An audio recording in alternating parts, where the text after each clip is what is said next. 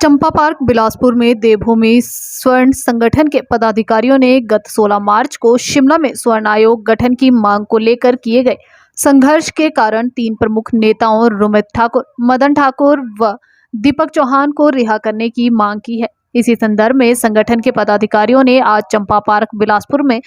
क्रमिक अनशन शुरू कर दिया है। संगठन के नेताओं ने सरकार को चेतावनी दी है कि जब तक उनके इन 3 गिरफ्तार किए गए नेताओं सहित अन्य सभी को रिहा नहीं किया जाता, तब तक स्वर्ण संगठन का यह क्रमिक अनशन निरंतर इसी प्रकार जारी रहेगा। स्वर्ण संगठन के नेताओं ने खेद व्यक्त किया है कि 3-4 माह पूर्व के उनके कुछ मामले जो धर्मशाला व सोलन में स्वर्ण संगठन नेताओं के विरुद्ध दर्ज किए गए थे को अब पुनः खोलकर उन्हें परेशान करने का षड्यंत्र रचा जा रहा है, जिसे संगठन किसी भी सूरत में सहन नहीं करेगा। क्रमिक अनशन पर बैठने से पूर्व स्वर्ण संगठन के दर्जनों सदस्यों व पदाधिकारियों ने सरकार के खिलाफ जमकर नारेबाजी की और मांग की कि उनके नेताओं पर अकारण घड़े जा रहे पुलिस केसों पर यदि अंकुश नहीं लगाया और उनकी स्वर्ण आयोग गठन की मांग को स्वीकार नहीं किया तो उसके गंभीर परिणाम होंगे, जिसका सारा उत्तरदायित्व सरकार पर होगा। बिलासपुर से बीडी शर्मा की रिपोर्ट। देवभूमि स्वर्ण संगठन बिलासपुर, आज जो हम यहाँ पे लोग इकट्ठे हुए हैं चंपा पार्क बिलासपुर में, हमारा मेन मुद्दा जो आज का है वो ये है कि हम लोग 16 मार्च को जो एक हमारा सरकार के लिए स्वर्ण आयोग के गठन के लिए जो मांग थी, उसके उपलक्ष्य में हम शिमला गए हुए थे। तो वहाँ से हमारे 3 साथियों को, रुमित ठाकुर, भाई मदन ठाकुर और दीपक चौहान को रात को 3 बजे गिरफ्तार कर लिया गया और अभी उन लोगों की रिहाई नहीं हो पाई है। तो हम जो उनके ऊपर केस लगाए गए हैं, जो उनके ऊपर धाराएं लगाई गई हैं सरकार द्वारा या पुलिस द्वारा, हम उनका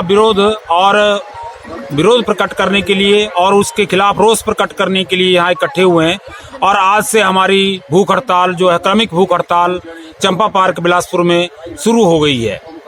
इस क्रमिक भूख हड़ताल में हम प्रतिदिन 24 घंटे के लिए क्रमिक भूख हड़ताल करेंगे और हमारी भूख हड़ताल तब तक जारी रहेगी जब तक हमारे भाई रिहा नहीं हो जाते या उनके प्रति कोई संतोषजनक कार्रवाई नहीं की जाती।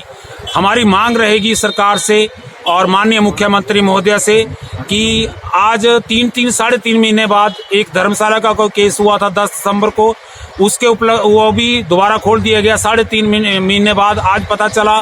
कि अब पता लग रहा है कि वो भी वहाँ भी उनके खिलाफ कोई केस दर्ज हुआ है और उसमें भी उनको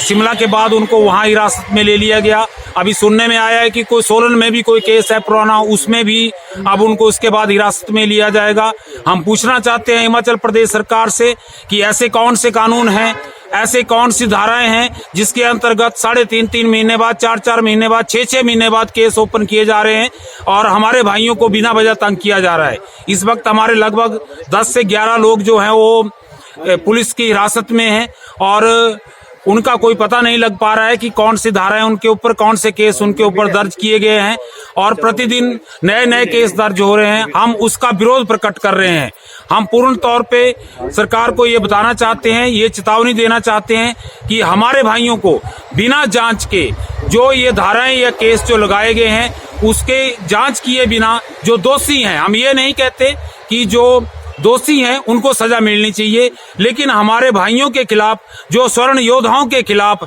जो स्वर्ण समाज के खिलाफ एक षड्यंत्र के तहत जो कार्रवाई की जा रही है, हम उसका विरोध करते हैं और इसी विरोध स्वरूप हमने ये भूख हड़ताल